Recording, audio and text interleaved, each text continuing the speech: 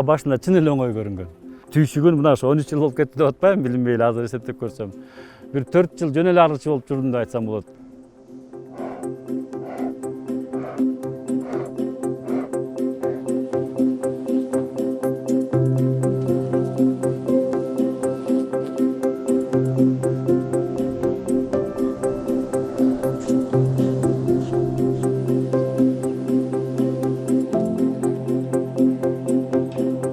Алдын салып ала кой. Кene.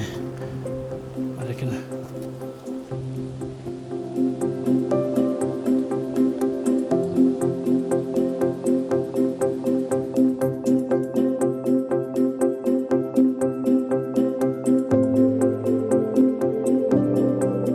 Кооперативке буюшканыбыз себеби ошо көбүнчө чындыгында бизге побуждение болгон өндүргөн балыбызды сатыш үчүн.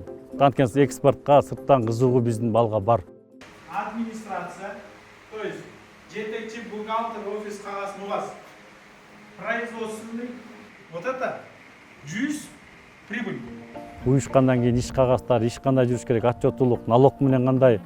Ошол жөнүндө семинарларда көп бизге консультативный семинарлар өтө окутуулар болуп атты, анын баары пайдасы тиди. Биз азыр кичине вооружен болуп калдык десем болот да.